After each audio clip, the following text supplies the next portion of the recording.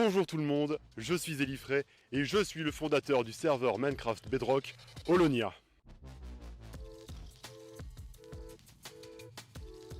Bon, en fait, l'un des fondateurs, parce qu'il y a aussi François et SkyZix. Alors, Olonia, c'est un serveur Minecraft Bedrock qui reprend pas mal d'éléments des PvP factions, mais qui a beaucoup de caractéristiques qui le différencient, qui le rendent unique par rapport à nos concurrents. On a une ambiance beaucoup plus chill, on a des mods et des ajouts personnalisés que les autres n'ont pas. Nous avons un staff actif qui crée beaucoup d'événements, et surtout, on a une histoire, on a un lore épique pour ceux qui aiment tout ce qui est épique. Si vous voulez plus d'informations, je vous invite à aller regarder le trailer sur la chaîne de The SkyZix, qui a un petit avantage d'abonnés par rapport à moi. Allez-y, abonnez-vous et on dépassera SkyZix. Enfin bref, le but de cette vidéo, ce n'est pas de vous parler du serveur d'Olonia en lui-même, mais de parler de ce qu'il y a tout autour. En fait, le but de cette vidéo, c'est vraiment de parler de pourquoi est-ce que on a créé un serveur Minecraft et de ce que ça m'a apporté personnellement. Ainsi donc, si vous êtes un joueur d'Olonia, vous apprendrez pas mal d'anecdotes et d'histoires des coulisses. Si vous n'êtes pas un joueur et que vous êtes juste abonné à ma chaîne et que vous regardez la vidéo comme ça, vous allez apprendre quand même pas mal de choses. Pour être juste et pour parler en termes de développement personnel, Olonia, ce serveur Minecraft, c'est un business. C'est une véritable entreprise. Et ce qu'on y a appris, ce sont des choses qui sont véritablement utiles. Alors je vais vous parler de l'histoire de l'équipe, de moi, de François, de SkyZix, de l'histoire d'Olonia et donc de ce que ça m'a apporté. Une véritable aventure humaine. Donc avant de vous parler du serveur en lui-même, je vais d'abord vous parler un peu de l'équipe. Retenez bien que dans tous les aspects de votre vie, dans n'importe quel projet, bien s'entourer c'est important. Alors comme je l'ai dit en introduction, nous sommes 3 fondateurs sur Olonia. Il y a moi, il y a François, qui est juste derrière la caméra, c'est mon caméraman. Et puis il y a aussi SkyZix. Alors comment est-ce qu'on s'est rencontrés, comment est-ce que l'équipe s'est formée? Alors c'est simple, François c'est mon meilleur ami depuis 12 ans. Putain, 12 ans et j'ai réussi à le supporter ce con. Donc nous on est un duo très solide. Ensuite il y a SkyZix. Alors comment est-ce que ça s'est passé? En gros SkyZix lui il est vraiment youtubeur. Il faisait des vidéos Minecraft qu'il était encore dans le ventre de sa mère. Une fois il faisait un live et il y avait François qui regardait son live, c'est genre live Minecraft PS4. François a commencé à lui parler dans le chat et de fil en aiguille ils sont devenus bonne connaissance, partenaire de jeu, et puis amis, et c'est grâce à François que j'ai fait la connaissance de SkyZix, étant donné que c'est un ami en commun, voilà. D'ailleurs, quand je disais que SkyZix était youtubeur, vous vous rappelez de la mode il y a quelques années, des vidéos, des courts-métrages Minecraft, Ma vie de chat, ou un SDF devenu riche? Eh ben, c'est à cause de SkyZix que c'est arrivé en France, voilà, c'est lui le responsable. Vous faites ce que vous voulez de cette information. Alors maintenant, comment est-ce que notre bande de joyeux lurons s'est mis à créer des serveurs Minecraft? Eh bien, l'histoire de Olonia est intimement liée à l'histoire de notre précédent projet, Anaria. On devait avoir à peu près 14 ans et on s'est dit à ce moment-là que ce serait très marrant de créer un serveur Minecraft, juste pour déconner. On sait plus vraiment qui a eu l'idée, je pense que c'était SkyZix qui avait un peu l'obsession à ce moment-là de créer un serveur. Et pour cause, c'était le seul qui avait vraiment les moyens de mettre de l'argent dans le jeu pour ça. On avait à peu près 14 ans lorsqu'on a décidé de créer Anaria. À ce moment-là, Anaria n'était pas logé chez un véritable hébergeur. On était chez Realms. Les Realms, ce sont des petits serveurs que Minecraft met en vente au prix de 8 € par mois et qui contiennent jusqu'à 10 personnes maximum. Et au moins, on peut mettre des add-ons. Alors vous vous dites peut-être que 10 personnes maximum, c'est très peu. Et c'est vrai que c'est peu. Mais à ce moment-là, on n'avait aucune prétention de faire un gros serveur. On voulait juste avoir un petit truc fun, un petit truc sur lequel travailler à côté. D'ailleurs, pour ceux qui vont aller voir le trailer d'Olonia sur la chaîne de SkyZix, vous pourrez aussi voir les trailers d'Anaria si vous avez envie de voir un peu la progression. Alors c'est simple, comment créer un serveur Minecraft? Eh bien, vous commencez par faire une map, vous mettez des sécurités, vous créez un spawn, un peu de build, vous mettez des quêtes, vous mettez des mods pour faire en sorte qu'il y ait du contenu en plus, parce que si c'est juste une survie Minecraft de base, c'est pas vraiment fou. Ensuite, pour puber votre serveur, eh bien, vous faites des TikTok. C'est ce qu'on avait fait à cette époque, mais on n'avait pas une très bonne communication, on a peut-être fait quoi, 2-3, pas plus, et on avait vraiment très peu de joueurs. Mais par contre, les joueurs qu'on avait étaient des très bons joueurs, ils étaient très actifs. Bon, on n'avait qu'une seule team de joueurs, donc il n'y avait pas vraiment de risque de PVP. Et d'ailleurs, le joueur le plus actif de cette team de joueurs actifs sur Anaria V1 est désormais un administrateur d'Olonia. Il s'agit de Tweet. Quel pseudo magnifique. Alors Anaria, on a fait 1, 2, 3, 4 versions, un peu comme sur Palladium, hein, la V1, la V2, la V3, etc. Sans vraiment rencontrer beaucoup de succès ou beaucoup de progression. Malgré ça, on avait quand même envie de faire des serveurs. On voulait un serveur qui marche. Et on s'est dit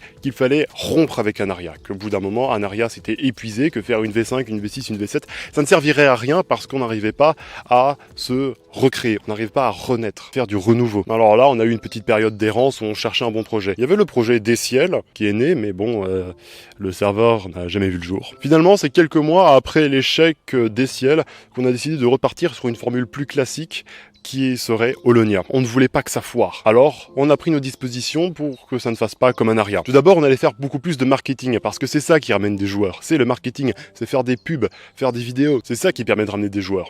De capter le flux de gens qui traînent et qui ont envie d'avoir un serveur sur lequel jouer. Ensuite, c'est le temps. La première version d'Anaria, on l'a fait en 3 jours. 3 jours pour faire un serveur. Les autres versions ont pris plus de temps, quelques semaines de travail, mais c'était pas grand chose. Pour Holonia, on s'est dit 5 mois de travail. On a commencé en février et on a ouvert en juillet. Si on a pris autant de temps, c'est parce qu'il y avait les cours, donc on n'avait pas tout le temps à notre disposition pour travailler. Et ensuite parce que ça nous permettrait de faire les choses correctement. Et puis finalement, on est plus mature. Il y a une différence entre créer des serveurs quand tu as 14 ans et avoir 3 ans d'expérience et avoir 17-18 ans. Tu es beaucoup plus mature et tu sais si tu fais bien de la merde ou si tu fais bien ton travail. Si vous lancez des projets jeunes, c'est en vieillissant que vous vous rendrez compte que vos projets s'améliorent avec la maturité. Et devinez quoi, Holonia, ça fonctionne. On a eu 50 personnes lors de l'ouverture, on a presque 30 joueurs quotidiens, les events ramènent du monde. On a 400 membres presque sur le Discord au moment où je vous parle. C'est énorme. Et ce, en seulement 3 semaines de communication. Alors à la base, comme un aria, Holonia devait être bêtement logé sur Realms.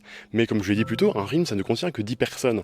Quand on a vu le nombre de personnes qui voulaient se connecter lors de l'ouverture, on s'est dit qu'il fallait obligatoirement ouvrir un deuxième Realms pour pouvoir accueillir tout le monde.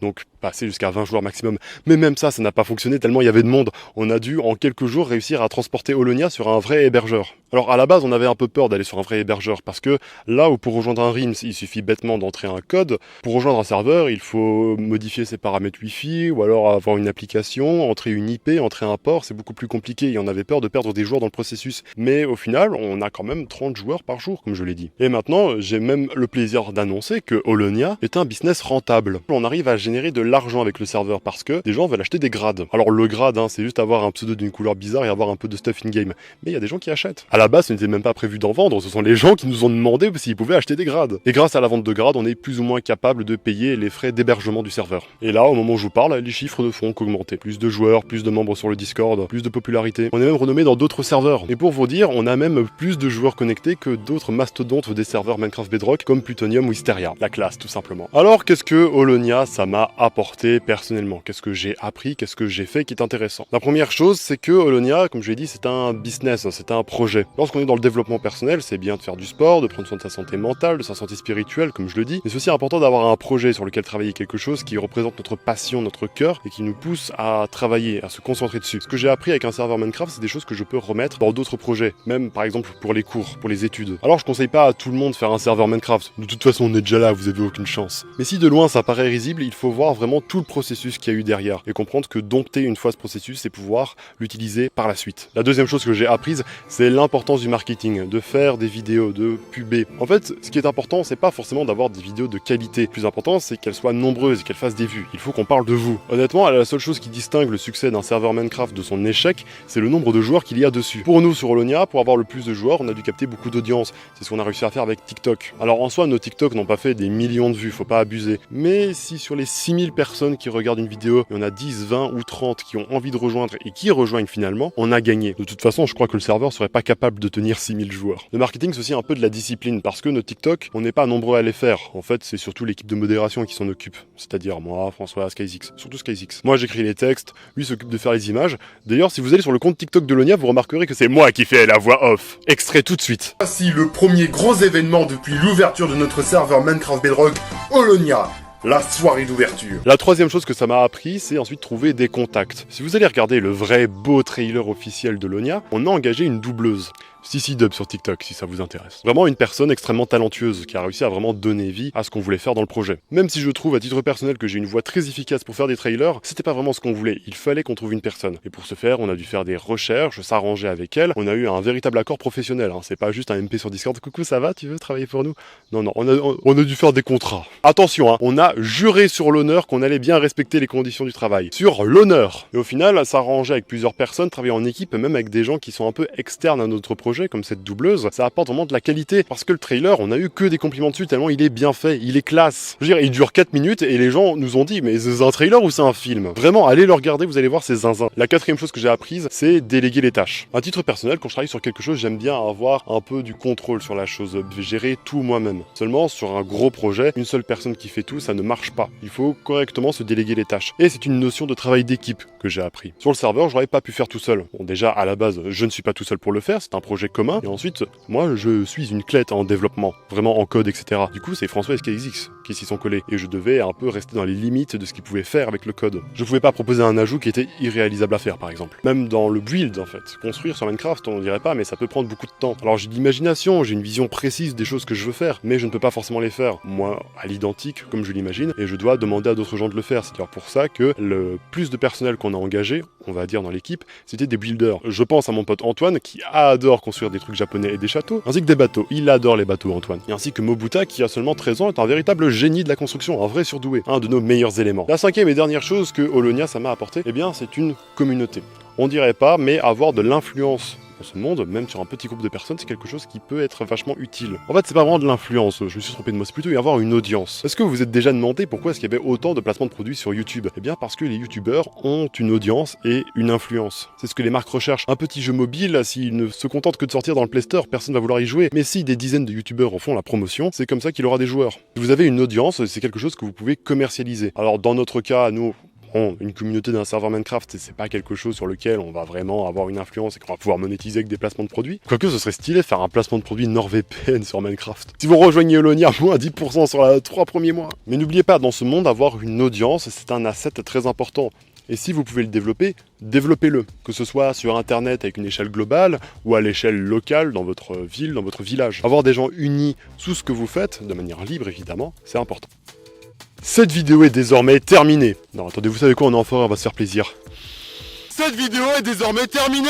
Si elle t'a plu, n'hésite évidemment pas à liker, à commenter, à partager et à t'abonner. Objectif dépasser SkyXX et ses 10 000 abonnés. Je profite de l'intro de la vidéo pour vous remercier du succès de la précédente vidéo sur les manipulateurs d'animés. À l'heure où je vous parle, elle a dépassé les 8500 vues.